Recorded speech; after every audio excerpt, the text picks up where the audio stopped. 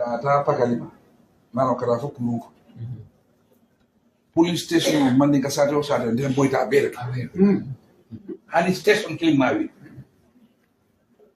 That is deliberate. Abele yomoy.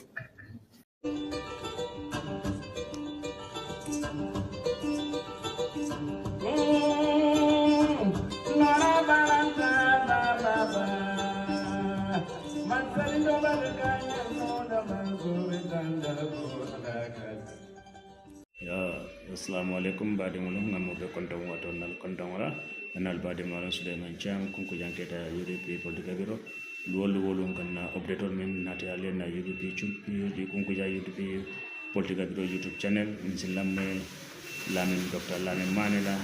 Have you back on the program this morning? Thank you, Peter. Always a pleasure to be back. You were almost running late. Typical Gambia High School.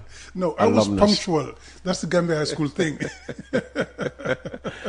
Let's get on with it. Good to see you again. How are things? Things are now peaceful at UDP? Yeah, no, they've always been peaceful. You know, they've not always been peaceful. No, we had a little bit of a discussion within the family, but you know, that happens in every family. You called a discussion within the family. It was out there in the open. Yeah, it spilled out a bit. Yeah. Yeah, but it is essentially, we brought it back into the family and, you know, we solved the issues. How difficult was it to bring things back into the family? Not really difficult at all, you know. When it happened, a lot of people were unhappy. It looked nasty at one point. I mean, having Yankuba Darboe, you know, with that warning, if Talib were to be picked as the presidential candidate, he would, you know, opt out of the party. That's not a friendly thing to say, and you'd think that that's a difficult, you know, spot to sort out. No, it is a difficult thing, and he shouldn't have said that. We all agreed on that. But when we came back to the family and sat, you know, we solved it very quickly. You know, that's the thing about UDP really, because you know, we would have those difficult discussions. We would argue and, you know, sometimes even agree to disagree. But we always came to solutions. Internally, that's understood, but not to let it spill out onto the open. Right. That spilled out, and it should never have, you know, reached the audience outside. You know, but it did. Yeah. And we were not happy about that. So we sat and said, you know, hey, this shouldn't happen again. So Yanks and Talib are back, good friends. They are back. Working together. Yes, they will. And in fact... towards 2026. Yeah, and in fact, last week, Mr. Darboe brought all of them together again. All the heads of the local government authorities, you know, Landing Sane, Rohi Malik Low, Talib Ahmed Bensouda, Yankuba Darboe. He brought them all together again, and they had a very long chat, and they agreed on the way forward. So these are things that happen sometimes. It shouldn't have gone out to the public. It did. But we solved it very quickly. You know, we have one of the most charismatic leaders in the country, and he has a way with his people. And the good thing is everybody respects him very deeply. So when he called them and said, hey, let's have a talk about this, everybody was there. And they talked about it, they put this thing behind them, and decided we'll move forward to 2026. That is the objective for this country. This country is in a bad way, so we'll have to, you know, give the people what they deserve. They are looking up to UDP to make a difference, and we will do that. So that has been settled, and we are moving forward. So Rohi has stopped moaning about the UDP not supporting her as much as it does Talib. Well, yeah, that is behind us, as I said. You know, there are times people get unhappy about certain things, and there can be misinterpretations and all that stuff. But as we say, you know, you know, so those things happen. And sometimes, you know, you have these things, and it's sometimes not so bad to have it come out, because then you can deal with it and put it behind you. And as unfortunate as it was, we were able to discuss everything and put it in the past and decide to move forward. And I think that is the strength of the party. We are able to look at the things, you know, squarely and, you know, and tell each other some home truths when it's necessary, and we move forward. Because, you know, there is no unicity of thought in the party, and there is nobody who is afraid to air his or her views. What we encourage is that let's air the views within the party, within these party structures, and we deal with them there. And we do that all the time. If you were to attend one of our National Executive Committee meetings or Central Committee meetings, it's very frank discussions. But at the end of the day, we come up with a solution that works for everybody. Because people air their views, So there are no recriminations because you say what's on your mind and we discuss it and we find a solution. It's better that way than you keep it and behind the scenes you say things or do things that would affect the unity of the party. And when you have so many talented people in the party, so many strong-willed people, there will be occasional, clashes here and there. That's inevitable, and it's human nature. So we know we have to deal with that, and we deal with it inside. And just as the UDP was having its own difficulties, the NPP had barely time to laugh at the UDP because it had its own, splits and all of that. Can you understand then why some people characterize the UDP and the NPP as 6 and 9? No, we are not. You see, because Peter, when they had their issues, what did it end up with? The party breaking. Bojang has left. What we're hearing is what other people might believe. Well, if you pick Talib for the 2026 election, the UDP will break because Yankuba Darboe will walk out. No. That won't happen. We put that behind us. That's us behind us. Okay. But, we have this, ability to anticipate problems and deal with them. We have solved that problem and that's behind us. That will not happen. The NPP cannot. They don't have that ability. They didn't. Kibamadi and peace people who didn't have left to form their own party. And from what we're hearing, there might be other people leaving to form other parties. So, that's the thing. Because there is not that sincerity within the party and there is more almost unicity of thought being forced upon everybody. You fit in the mold or you don't. And when it happened, they just said, we'll give them an ultimatum, you don't respond to the ultimatum, we kick you out. And they did kick them out. Well, they would say they are very decisive. They could say that. Yeah. But we would say that they are not able to manage conflict within their ranks. And conflict is human. Change is the most permanent thing that we have, and it's difficult. People fear change. People fear having to deal with new situations. Well, they say people will argue that the UDP fears change. I mean, why are you not changing Darboe? He's been there, since the beginning. But that's the point. You can't say Lamin Mane isn't capable of leading the party. Larry Sise isn't capable of leading. Even Yankuba, he believes that he is capable of leading the party, and that's why he is right. You see, and that is the thing actually, because there is that possibility of change, and we deal with that because we do not fear looking at change and say this is not the kind of change we want. This is the other one we want. So you stay with something different, because we could all have gone our way and say, we're going to do this and we're going to do it differently. But when you have somebody who you trust, somebody who can deliver the goods that we want to deliver for this country, and somebody who has stood the test of time for 30 years and is shown you what he's capable of doing, and you have the confidence in that person's ability to steer this country out of these turbulent waters, man, you would be really, really ill-advised to dump somebody like that and go for the unknown. So we go for what we think is going to serve this country. None of us are sycophants. I do not believe in anybody thinking for me. I think for myself. And all of these people you mentioned, the Larry Sises, the Yankuba Darboes, Stanley Bensouda, Rohim Malik Low, and so many in the party. Even those ones who are not known, you have the Ismail Sises, the Lamino Commas. There are so many of them. None of these people think. Ismail Sises, which Ismail Sises, the minister? No, not that one. Not that one. A bit of fun on the Monday morning. Absolutely, is not bad, huh? Absolutely. But Peter, what I'm saying is we have people who don't allow anybody to think for them. We think for ourselves. And we confront ideas. And we analyze everything and go for the best. I do not need a government job. Thank God. I'm not bragging about this. I'm just being thankful to God. Right? And all the people around me, they're the same thing. Peter, the Gambia government will not pay me a salary more than what I'm earning. I don't need the money. I'm not in this for the money. And so many people like that in the party. We're in this for the country. Mr. Darboe didn't need to do this job. He could have continued to be a lawyer and earn tons of money. He dumped all of that for the country. He doesn't even need to work with his kids and grandkids. Why is this message not sinking in with the voters? Maybe we are not saying it enough. You see, Mr. Darboe today, his kids alone and grandkids can take care of him comfortably. He doesn't need to work. But he still has a thriving law firm. But he doesn't spend the time doing that because he's devoting his time to this country. This country is his passion. He said, I will never rest until this Gambia becomes what we need it to be.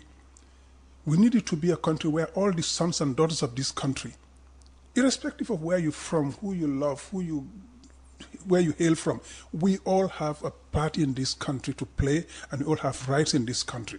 He said, until we can assure that for every Gambian in this country, I will not rest.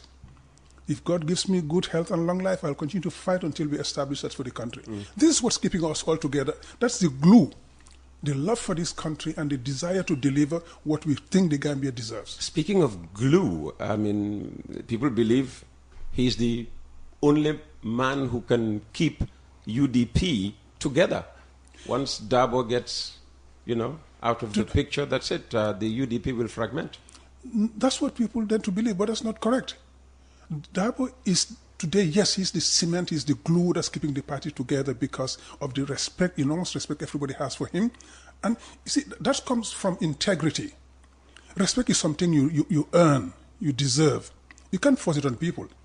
All the people in the party who respect Mr. Darboe so much, it's not because he is, somebody special in the sense that he's not an angel, he's not a saint.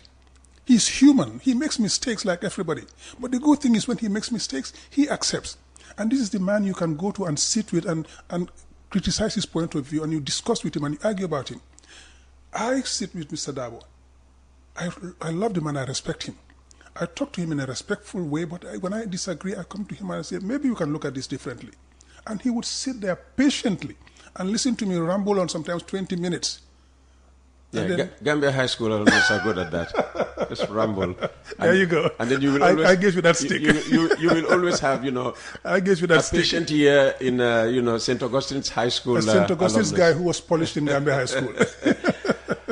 A short while back, you named names, the Talib Bensoudas, the Yankuba Darbos, the Rohi Malik Lows, Larry Cises, and... Where is Almami Tal? Almami is around. He's around. Still with the UDP? Sure. Why is he so quiet? Yesterday he was with us in National Executive Committee meeting. Has he been muzzled? No, He's not no. A spokesperson, he should be being heard all the time. Yeah. But what he needs to say sometimes are said by other people, and he's doing other things. Like yesterday he presented for us a very important document for the party. He was working on that behind the scenes. So he presented to National Executive Committee. He's doing a lot of work behind the scenes. Because a lot of people are rumoring that, he might be considering, decamping to the National People's Party. That's wishful thinking by those who want to see the You're UDP saying break up. It won't happen with Almami Tal? No. Almami? No way. Almami is... You sure? Very sure. I mean, if Almami were to decide to go, that would be the surprise of the century for me. But knowing Almami, no, he's going nowhere. Almami is a very principled person and very determined to achieve what he wants to achieve for this country. He didn't need to be in the UDP if he didn't want to. He could have a thriving law business. He could be in the judiciary. He could be anywhere. He could look for international appointment. He could go anywhere. But again, like all the people I mentioned, he decided to sacrifice all of that for his country and for a party which he believes can achieve those things for the country. He doesn't need to be in the UDP, but he decided to be there, and I say to him, bravo, my friend, that's the way to go, because this country needs all of its sons and daughters to take it where we need to go. And people say the UDP needs more than UDP to win in 2026. In other words, you have to coalesce with other parties, movements, alliances, political groups. Has work started in that regard? Yes, work has started, but slight correction. UDP can and will win in 2026. But what we want to see, we want to have a coalition of Gambians from every sector and from most political parties in the opposition. Yeah, you will so win, that we win together, you will win bigger. At the head of a coalition. We win bigger, and because when we win, we will not be able to run this country just with UDP people, and we must not. We need to bring in every competent Gambian who has something to offer, who has integrity, who has love for this country. You see, when Nelson Mandela became president of South Africa, and they went for the parliamentary elections, and ANC was gunning for the supermajority, and they lost the supermajority by, I think, 2%. He said, I'm glad we did not have that supermajority. Because if we did, we would have been uncompromising. We would have been throwing a weight all over the place. But with this, we will have to discuss and have agreements with other people and other parties and get a compromise. Compromise is always important in anything in life, particularly in politics. You can't have it all your way. There will be sometimes say, I can live with this, and you go for that. You see, if we have too much power, we will use it and we'll use it against people. Not for people, against people most of the time. I'm glad you're realizing that. But you people criticize Adama Barrow for going into an alliance with the APRC and all these other parties, but especially APRC. Why criticize him? No, it's not because of the alliance with the APRC. What we are criticizing is alliance with strange bedfellows. APRC... In politics, I hear there are no scruples. There should be, because that is a very opportunistic stance, and that is a way to make sure that all we do is rip off the people, and anything goes. What matters is the end result, not the means or whatever. No, that's not correct. That is very, very wrong. APRC of Jammeh is what got us into this situation. That is the party that was supporting a dictator, an autocrat who would ruin this country and the people, who killed, maimed, disappeared, etc. And we fought against that to get a change for that. And you come back with that same party, and then you start doing exactly the same thing that Jammeh was doing. And you recycle the people who enabled Jammeh. That is what we are criticizing. Look around Barrow today. Who are there? It's the APRC. But the APRC NATO alliance is different. It's out there. Who are those people from the APRC? Look at his government. The guy he just promoted as Minister of Foreign Affairs was an APRC guy. The one he replaced, Tangara, was an APRC guy. The finance minister he had at the time, Mamburinja, is APRC. Yeah, but he's out of the picture. He's back in. He's going to Saudi Arabia as ambassador. Okay. Sidi Njai is APRC. Babakar Tombonjata is APRC. These are number 3 in the government. So you can name so many of them. They are all there. The chief of protocol was the chief of protocol for Jammeh. The minister of presidential affairs. Well, that's an apolitical position. I mean, if I were chief of protocol, I could protocol Darboe 1 minute. He loses an election, somebody else comes. I continue protocoling. It should be. We saw Bruno Diatta in Dakar. In Senegal. Bruno Diatta was a very consummate professional, and he did exactly the right things, and he served under 4 presidents. Well, we could say Alhaji Cisse is the same. No. Peter, you and I know what's happening around there. I know nothing. Okay. So you see, it's the same people. You see, that's why people talk of system change. We have to change the systems, because these systems are built around certain things. You control the administration, particularly the upper echelons of the administration, and you will recycle the same people and have the same control at that level. You have at the political level, you recycle the same political cronies all the time, so you keep the same privileges for the same people, right? And then you have some people at the security forces who will bolster the whole thing, and if you can control the legislative, you're fine.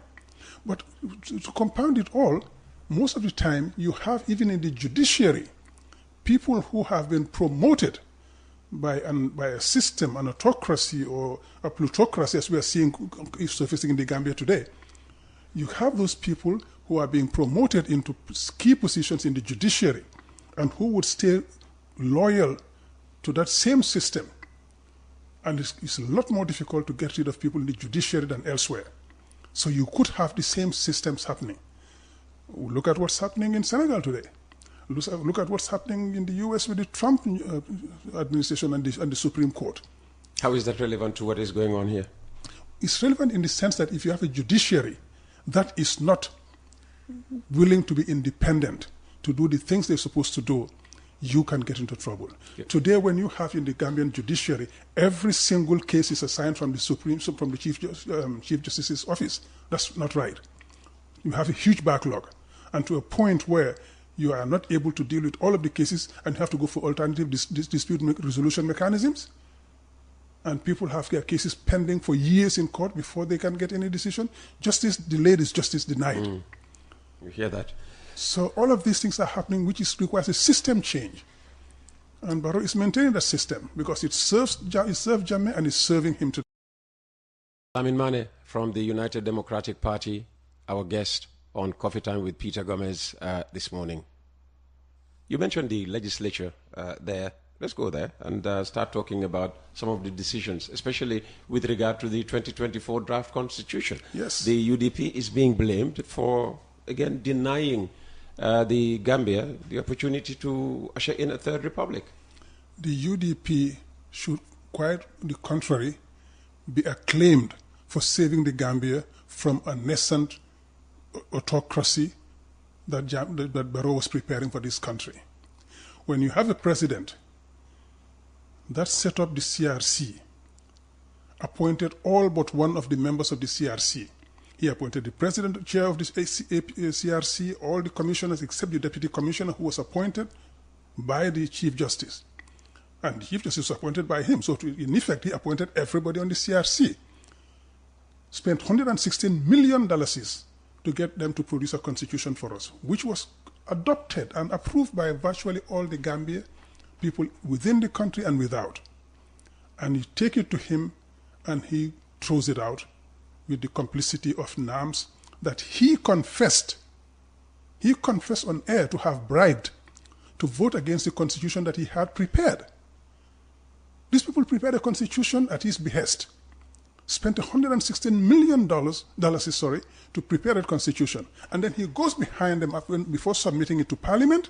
He goes behind their back and bribes the NAMS to vote against it. He said he sent Majanko Samusa to bribe those NAMS. That is a treasonable offense. You could have gone to court. Why didn't you? Yeah, I wonder why we didn't. We should have, because that's a treasonable offense. And you see, he got away with that. And that constitution was very good and very well drafted. Nothing is perfect.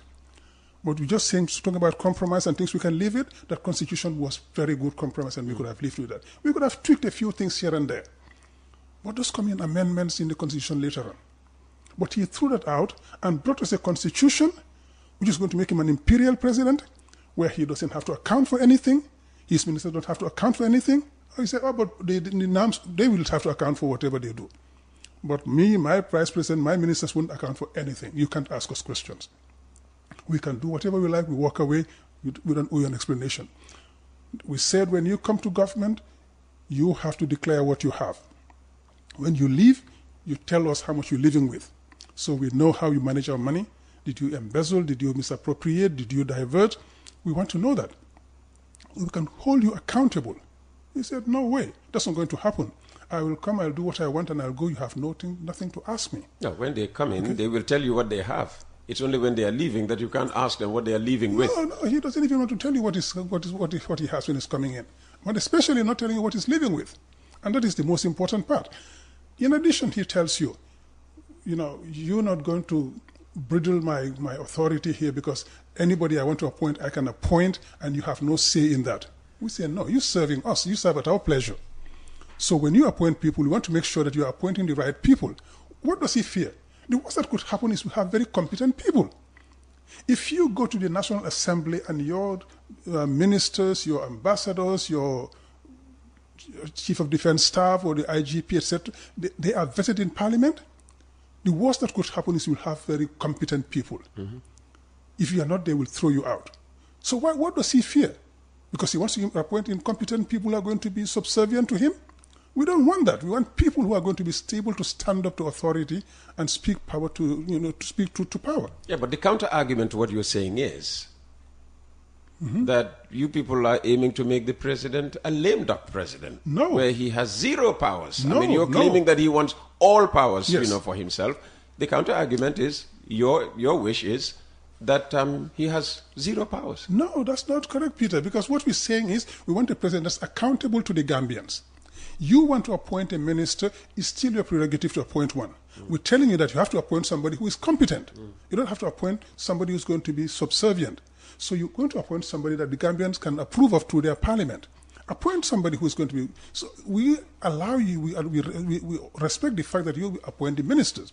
You will appoint the ambassadors, etc. You will appoint all of those top civil servants and military guys. But we will make sure that you give us people who deserve to be there.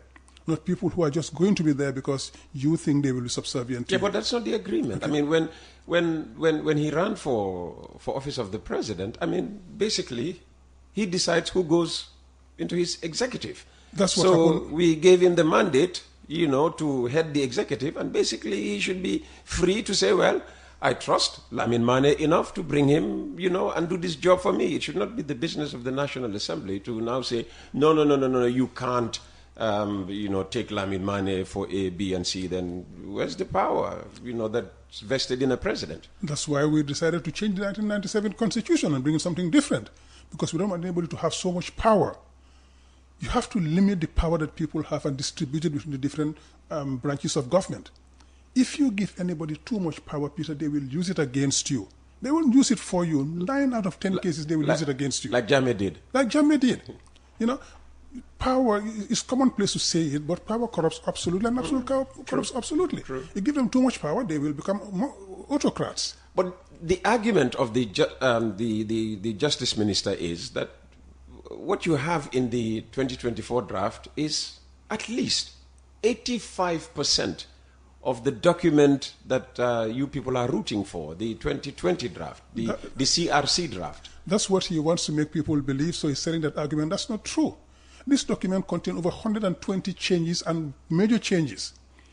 So just by taking out the chapter on integrity, you've taken away at least 30% of the document. Okay? Because these are the key clauses that will ensure good governance, integrity, and make sure that the country runs the way it's supposed to be for the benefit of the people. When you take that out, you take a good chunk out of the constitution already. Plus all the other things that they added there to make Barrow an imperial president, gives him too much power. This is the guy who tells you, in his constitution, the draft one, the 24th draft, when the president is elected, he can resign anytime he wants, and his vice president will take over for the rest of the term. He can be elected 1 year later he resigns, and the vice president takes over, right? And this is the man who tells us, my vice president, you will not vet. Anybody I appoint, you will not vet. So what stops him from appointing his son or his wife as vice president? Nothing. He can do that and then resign and give it to him. So you have a monarchy starting up in the country. You think that's good for the country? Of course it's not. This is the person who, when we are trying to build skills and give our kids the education they deserve, tells you now education is going to be limited up to grade 9 or so, junior secondary school. Senior secondary school, you're not going to pay for it anymore. Yeah, well...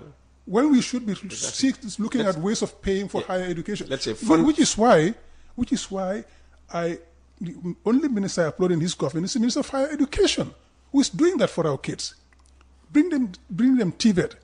We just had the student loan that has been student loan scheme. Whenever I have the opposition members, praising Professor Pierre Gomez, I always fear that that somebody told me. I was here once and I praised him again. Yes. I praised him there too. Yes. Somebody told me, is it because is he related to Peter? I said, I don't know and I don't care really. I don't know and I don't care. Related to me, that's why you would come to my program. I mean, he gets praised all over the place. No, because and I'm simply saying I hadn't even thought about the Gomez. Yeah.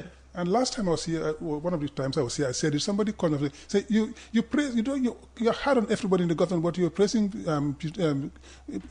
Professor Gomez. Is it because he's related to Peter? Well, unashamedly, unfortunately for that person, we are related, and okay. I'm really very proud of him. Yeah, but you should. He will tell you that I am one of his biggest advisors. Good. And I always advise him to stay away from those things that I come to the radio and criticize. If you're given $5 to spend on Gambians, spend the $5. And until then, I had not even made that link that he could have been related to you. Yeah. And when the guy said, I say, I don't know, I don't care. Peter is my friend, but if the minister is his brother and he's doing a bad thing, I'll criticize him. Sure, absolutely. Say, Peter will be the first to criticize him. Exactly, it will start here. Yeah. So what is the point? But look at the track record. Nobody will accuse me of complacency with this government. That was just meant as a joke. I know, but it's important. It's important because some people might think it like the guy who said it to me. You see, I'm not known for complacency with this government, and if Professor Gomez was doing something wrong, I would be hard on him like I'm on everybody else. But at least he's giving us the things that we want for our country, right? And look at what's happening on the campus in Faraba. Maybe he understands the vision of Barrow more than the others, because whatever he does, he's doing on behalf of the president. I say to myself, this guy sounds more like UDP and our 5-point agenda on education. Yeah, no, honestly, this is what we are saying in our 5-point agenda on education and youth employment. You know, the madrasa thing is the same thing. Exactly. I was going to say, when the madrasa thing came up, you know, I mean, UDP cut, you know, the section of Darboe's declaration on it. Yeah, in 2020. And it's there. And the thing about student loan, we have it in our manifesto. So, because, you see, good ideas don't have, nobody has a paternity for this. What we want is somebody to implement those. We criticize the government because we would want them to pick some of the things we're saying. Sometimes we say, you're giving a free consultation. I say, yeah, I should probably start charging them now. But we say the things we think they should implement. If they implement it, we would be fighting on ideas on how best to implement them. Not that they are doing bad things. If you do the good things, we will look at whether we can do it better and more sustainably or not. But we will not be criticizing just for the sake of criticizing. No, that would be totally negative. So what's the way forward on a new constitution?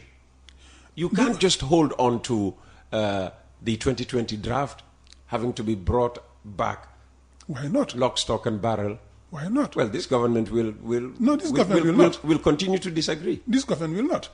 The way forward is 2026. And then we will go to elections in 2026 with the 1997 constitution. We don't seem to have a choice. And then everybody says, well, that constitution literally puts victory in the hands of the president. No, it doesn't. Not anymore. Not anymore, because we have at least had the good fortune of having spot counting and all that goes with that. So that will allow us. We had spot counting in 2021 and you still lost. No, we didn't lose. The election was stolen. It's a nuance there. The election was stolen, and that will not happen again. 2021, we won, and they stole the victory. So that's why we're working. Well, the courts didn't prove it. Well, the courts, unfortunately, as I said, that's part of the problems we have with the judiciary sometimes, when it stays with the system instead of, standing independent. So the judiciary threw our case out because they knew if they examined it, they would have no choice but to declare the elections null and void. All the evidence was there. We adduced it. They just needed to look at it, but they didn't want to look at it because if they did, they would have to cancel the election. Okay. So way forward? Way forward, 2026, we beat Barrow and his government hands down, and then we bring a UDP-led coalition into government, and we do what is right for the country, and we bring back the 2020 Constitution, and Parliament, the National Assembly, I keep saying Parliament, now it's called National Assembly. Yeah. National Assembly will look at it. If they find things that need to change, and there are things that can be changed in it. Like the clauses in there, people talk about the marriage clause and a few other clauses. They can be looked at in National Assembly. These are minor things that can be changed in National Assembly. Change those and we move forward. But bring that document. That document is fundamentally a very good document. Why do we have to go spend so much time trying to do something that we already have? We're not going to spend another 100 million or whatever trying to write a new constitution. We'll have one that's already very good. Well, we might spend a lot of money trying to rework the 1997 constitution. It's one of the options out there now following the rejection of the 2024 draft. Yeah, we could have done that clause by clause, and it's going to take a long time and it's fastidious. Why don't we just do one big replacement? And that's what we went for as a country. And that's what we had the opportunity of doing in the 2020 constitution, the draft. It didn't happen, but it's there.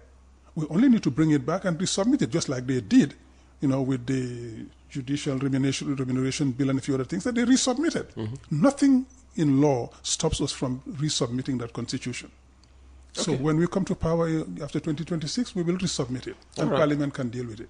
Lamin Mane from the UDP, our guest this morning. Let's quickly talk about elections, and for there to be any elections in this country, there has to be an independent electoral commission. Yes. Ali Momar Njai, who was, the chairman for years and years and years, retired finally earlier this year, and somebody was acting, in his place. But now the president has finally confirmed somebody in the position and brought in somebody completely unconnected with the IEC before to be his assistant. Deputy, yeah. All right. How does the UDP react to the appointments? Joe Cooley, let's say, confirmed as the new chair, having acted after Ali Momonjai left, and now Alhaji Cherno Jallo coming in as his deputy. Right. The UDP has not discussed it as a party yet, but for me personally, Ali Momonjai became a hero in the Gambia in 2016, in spite of all that happened before. He did the right thing, and he became a hero. Unfortunately, he spoiled that reputation for himself after what happened afterwards. What happened afterwards? And when? He was party to the theft of the election results in 2021. He was party to the elimination of a number of presidential candidates. You know what the NPP will say? They're just clutching at straws. Yeah, they would say that, wouldn't they? Because that's the reality, and they know it. You know, there's no point trying to avoid saying the truth about this, and that is the only way we will get over it, by saying the truth. The truth frees you, and that's something we need to do. So, okay, you're accusing him of being complicit in whatever happened in 2021. He was complicit in that, and he was complicit in eliminating a number of people who could have run, for different positions, president. Was he not acting on what the electoral law said? No. I mean, if you didn't, fulfill all the criteria, why would he pass your candidacy? No, you can pretend to act within the confines of the law when you're subverting the law. That's what happened.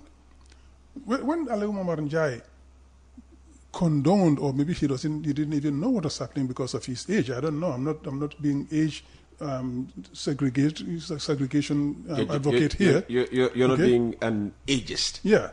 I don't want to use the term because, but yeah, I don't want to say that. But when these results were announced, everybody knew from before that something was wrong.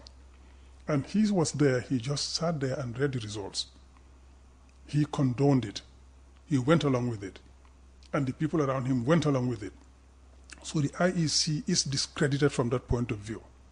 When, after the Masembe elections, he wrote to Mr. Darboe, President Barrow wrote to Mr. Darboe to say, congratulations for your victory in Masembe. What did Darboe say? He said, thank you. That's the way elections are supposed to be. The winner wins fairly and squarely, and the loser congratulates him or her, and then we move to the next stage, and we prepare for the next round. But that requires also doing the right thing and having the right soft infrastructure in place to be able to do this. And that includes having an IEC that is independent, that is going to do the right thing. And he told him, now Momar Njai is going, or he had already left, I can't remember. Now you have an opportunity to appoint somebody of integrity, somebody whose integrity cannot be questioned by anybody, to do the right thing. Once you do that, and you ensure that the elections are free and fair, we can get to the same results at the national level. Does Joe Colley fit that bill? Joe Colley has a reputation for having been with the IEC when these things happened. Joe Colley has a reputation of having received money in his account which they refuse to have anybody audit. All of those things are hanging on his neck. Okay? Those things happen, they are in the past. Joe Colley now has a golden opportunity to redeem himself and his reputation by doing the right thing for the Gambia in 2026. So even if Momar Njai did. You're probably confusing him with the CDS. With the CDS, who is Mamat. Yeah, Mamat. Yeah, exactly. That's my Fana, brother. Yeah. Because I am from Salum, so we are close to the Fana. So, but yeah, that is the reason why we think he has here a good opportunity to salvage his reputation. So you're giving me a second chance? Oh, yes. We're going to give him the benefit of the doubt. To see that, things went wrong in the past.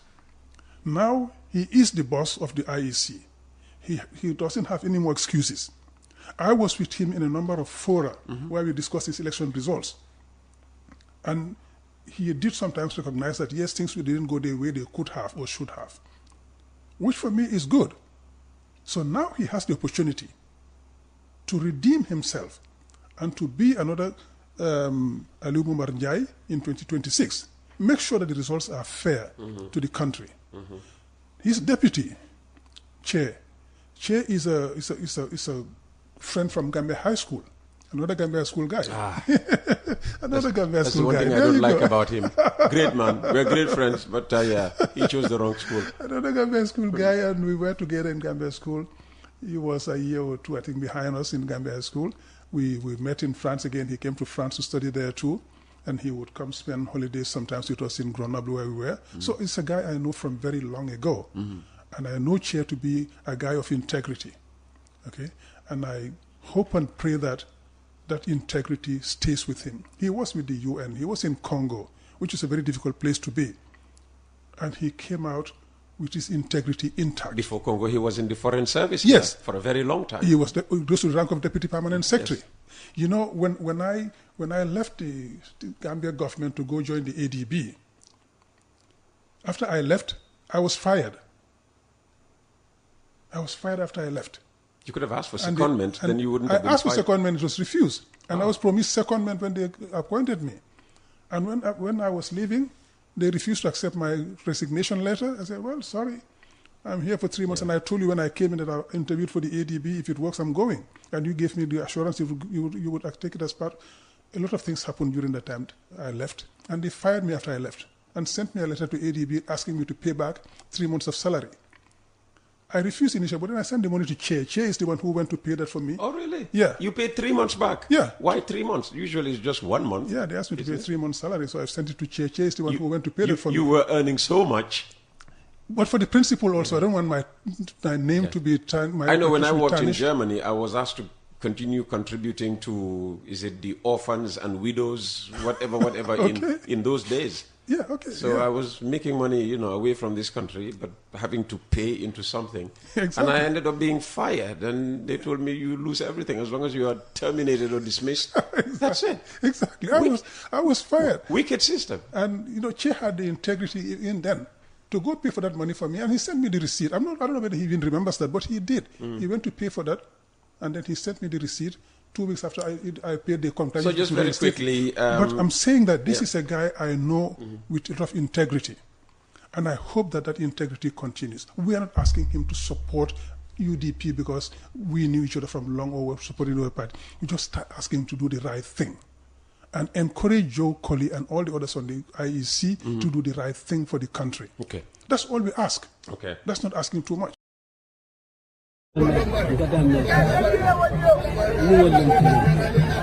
be ada kan ko te ñu ko de sen soxla ñu fa la sa ko ñu fa de